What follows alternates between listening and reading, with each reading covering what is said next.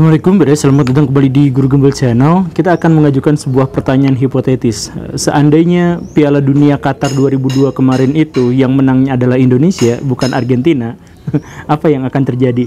Nah, pertanyaan ini adalah sebuah pertanyaan yang masuk ke dalam kategori high order thinking skill gitu. Jadi maksudnya pertanyaan ini adalah pertanyaan yang hanya akan diajukan dan hanya akan dijawab oleh orang-orang dengan abstraksi tinggi atau nalar tinggi. Jadi kalau misalkan Baraya mau membedakan mana orang cerdas dan mana orang yang tidak, biasanya orang-orang cerdas mengajukan pertanyaan-pertanyaan hipotetis dan pertanyaan-pertanyaan itu terkait dengan imajinasi yang abstrak gitu. Sedangkan kalau misalkan orang-orang yang cupu biasanya bertanya dan menjawab pada hal-hal yang realistis saja gitu. Ngapain nanyain hal-hal yang seperti itu, yang real-real aja, nah kan kayak gitu ya. Nah itu berarti abstraksinya rendah gitu. Nah pertanyaan ini berarti dengan demikian adalah pertanyaan yang hanya akan dijawab oleh orang-orang yang cerdas saja. Tetapi di sisi lain pertanyaan hipotetis tentang seandainya Indonesia yang menjadi pemenang Piala Dunia kemarin itu juga sebenarnya adalah pertanyaan yang bodoh. Selain pertanyaan cerdas, itu juga pertanyaan bodoh. Kenapa seperti itu? Karena pertanyaan hipotetis itu biasanya terkait dengan sesuatu yang potensinya sudah ada gitu. Jadi kalau misalkan potensinya tidak ada, maka dia disebut tidak cerdas gitu. Jadi maksudnya begini Baraya, pertanyaannya itu adalah bagaimana seandainya Indonesia tidak pernah merdeka dari penjajahan Belanda gitu. Nah, itu kan sebenarnya pertanyaan yang di masa lalu ada potensi ke arah sana. Atau misalkan pertanyaan bagaimana seandainya bumi berputar ke arah yang sebaliknya dari yang sekarang kita alami. Nah, itu juga adalah pertanyaan yang hipotetis, pertanyaan yang bagus. Karena apa? Karena dulu di masa lalu ada potensi bumi berputar ke arah yang sebaliknya gitu. Nah, kalau misalkan pertanyaan hipotetis seandainya Indonesia masuk ke dalam Piala Dunia dan kemudian menang di Qatar kemarin itu, apa yang akan terjadi? Nah, itu pertanyaannya adalah pertanyaan yang kita tidak menemukan potensi ke arah sana gitu. Ya, seandainya Dr. Strange itu ada kemudian membawa kita ke 1000 universe, kita juga akan menemukan bahwa Indonesia tetap aja di 1000 universe itu tidak masuk Piala Dunia atau tidak menang di Piala Dunia. Mungkin kan seperti itu ya. Ya, tapi apapun itu, saya ajak Baraya untuk sama-sama bernalar dengan cara yang absurd gitu, cara orang yang bodoh untuk sama-sama menjawab apa yang sebenarnya terjadi seandainya Indonesia menang di Piala Dunia. Jadi mari kita sama-sama menjawab. Ayo kita mulai.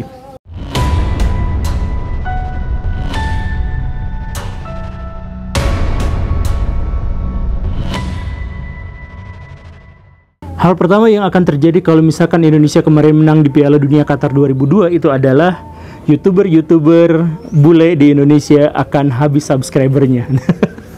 Kok bisa seperti itu? Apa hubungannya dengan YouTuber bule?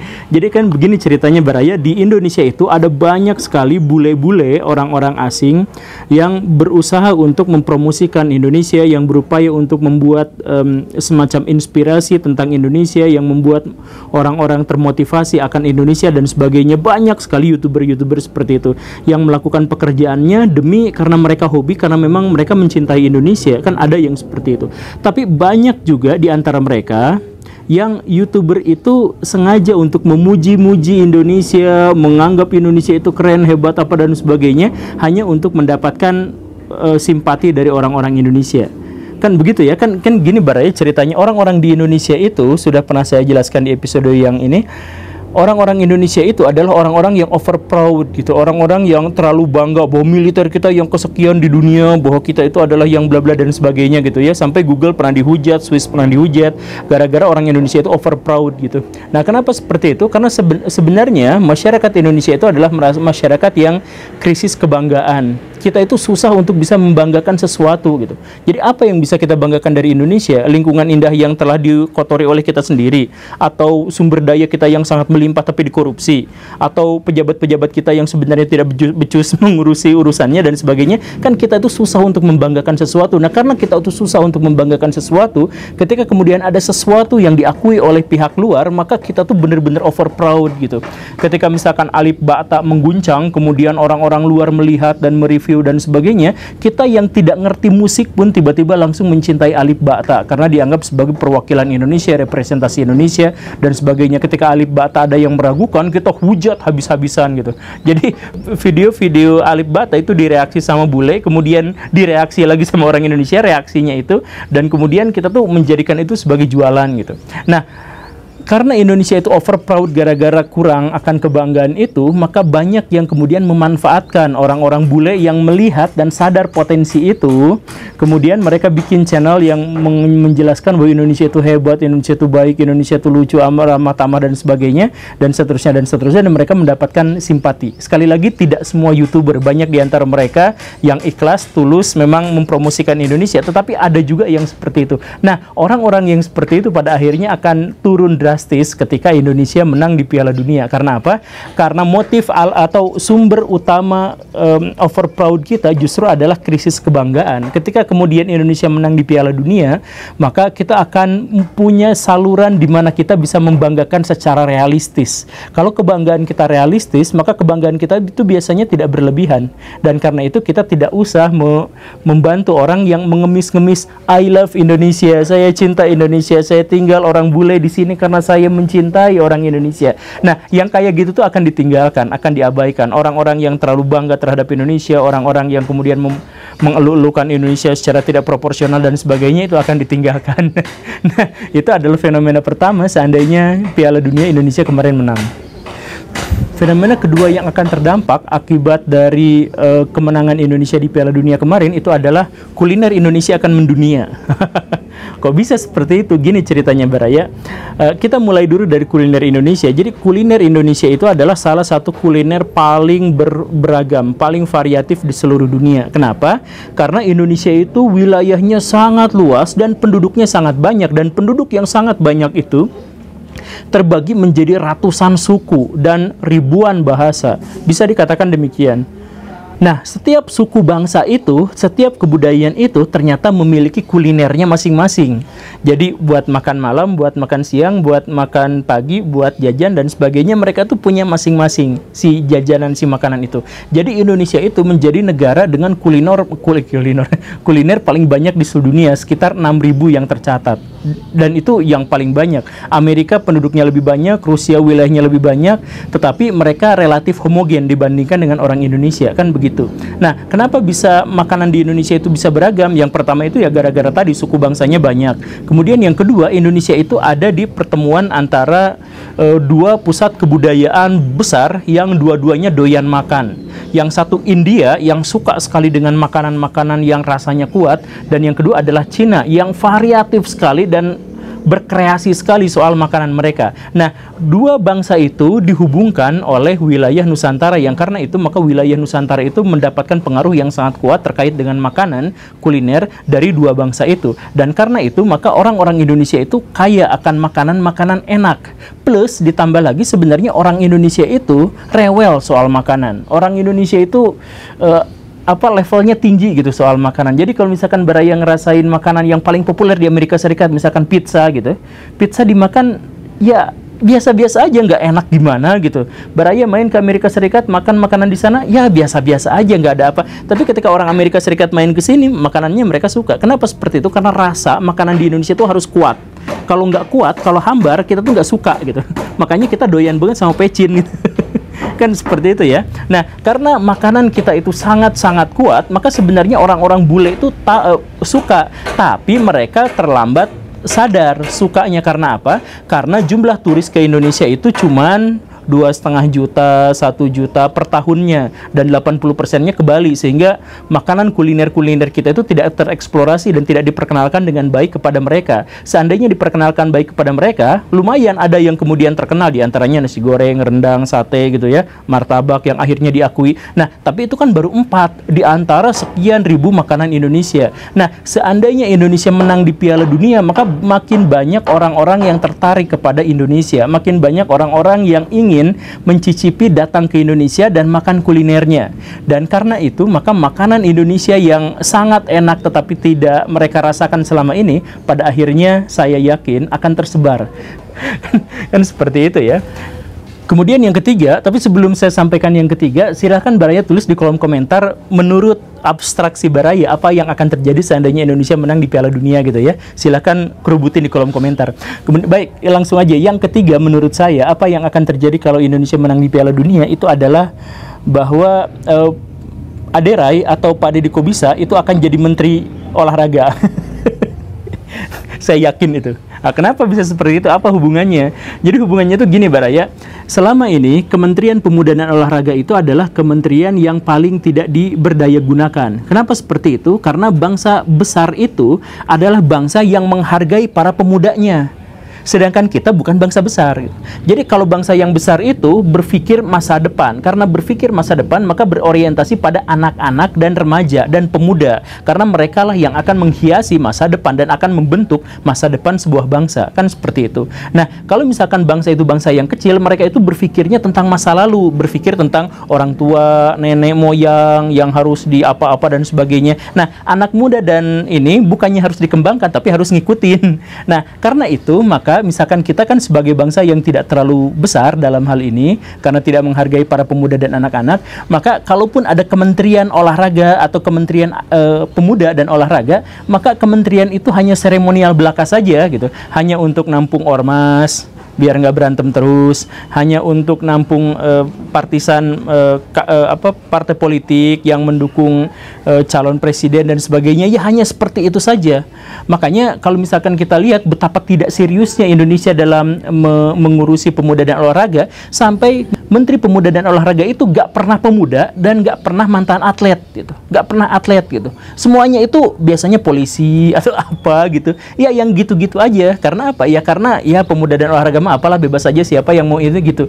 Jadi hanya untuk bagi-bagi kue politik aja gitu. Jadi bahkan ada orang yang tidak ada orang yang diragukan kepakarannya, itu pun pakarnya adalah pakar telematika, jadi Menteri Pemuda dan Olahraga gitu. Jadi seremeh itulah kepemudaan dan keolahragaan di Indonesia itu. Nah, tapi kalau misalkan tiba-tiba Indonesia menang di Piala Dunia, entah ceritanya bagaimana gitu ya, entah malaikat datang ke bumi apa dan sebagainya gitu. Nah, maka Indonesia itu pasti akan terdorong antusiasmenya dan aspirasinya terkait dengan pemuda dan olahraga. Kepemudaan dan keolahragaan itu akan dinaikkan, makin banyak orang yang peduli sama olahraga, makin banyak orang yang peduli pada pemuda dan sebagainya. Dan karena itu maka Kementerian Pemuda dan Olahraga tidak lagi akan dianggap sebagai kementerian yang seremonial belaka, tapi dianggap sebagai kementerian yang sangat penting. Dan karena itu maka pejabat yang diangkat di situ pun adalah orang-orang yang berkompeten, ya, bukan orang yang nggak ngerti apa-apa, olahraga aja nggak pernah, tapi udah tua gitu, tapi jadi itu gitu.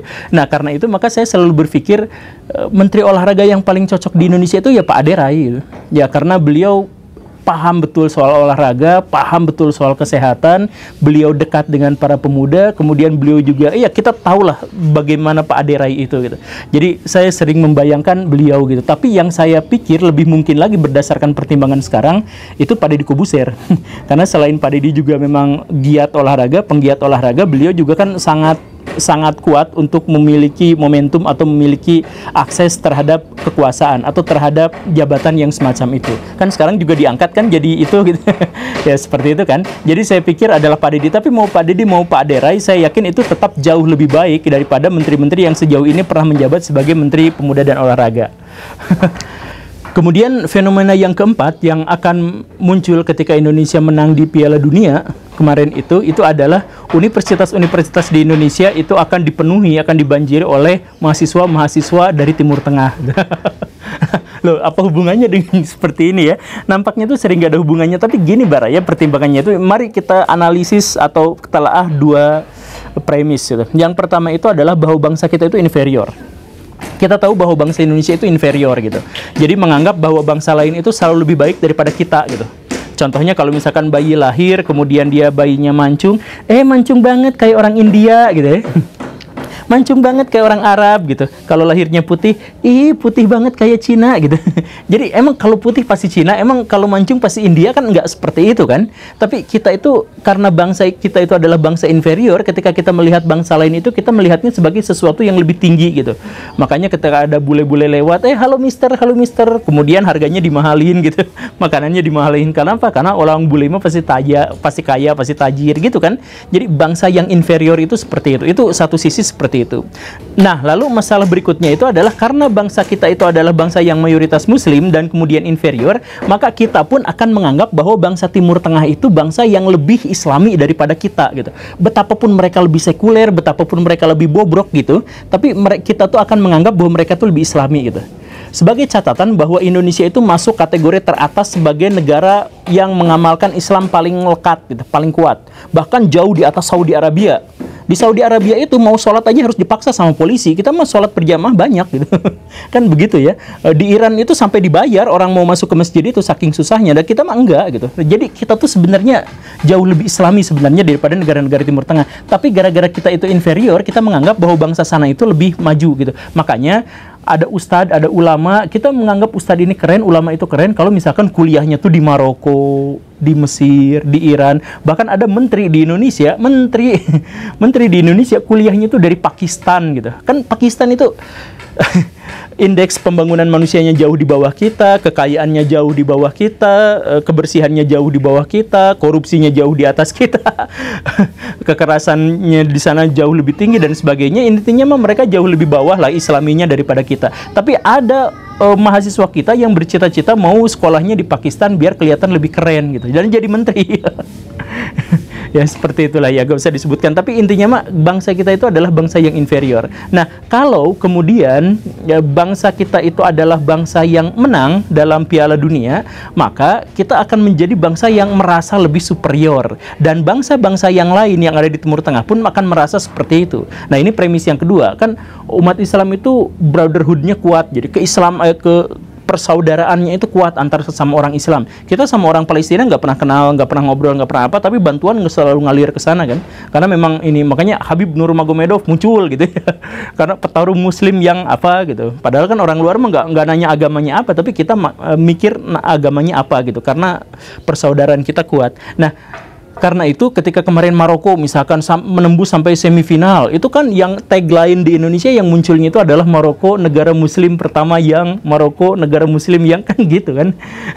Bukan yang gimana gitu. Ya, tapi apapun itu, ya, kalau misalkan Indonesia menjadi pemenang di Piala Dunia, maka negara-negara Timur Tengah yang tadi itu yang merasa superior karena Indonesianya inferior itu akan balik datang ke Indonesia. Jadi ITB, UPI, Unpad, UGM atau universitas-universitas terkemuka di Indonesia, UI gitu ya, itu akan dibanjiri oleh pelajar-pelajar dan mahasiswa-mahasiswa Muslim yang datang. Oh, ini adalah negeri Muslim yang sangat maju, negeri Muslim yang sangat kuat dan sebagainya gitu. Karena inferioritasnya berkurang. Ya, tapi silakan tulis di kolom komentar kalau menurut Baraya apa yang akan terjadi. Mau 4, mau 5, mau 3, ya terserah. Ini mah hanya untuk bahan perenungan saja. Ada banyak sindiran di sini, ada banyak kontradiksi di sini, tapi intinya adalah kita sama-sama mengasah otak kita gitu dengan pertanyaan cerdas yang absurd. Terima kasih karena sudah menyimak. Saya Guru Gembul. Assalamualaikum warahmatullahi wabarakatuh.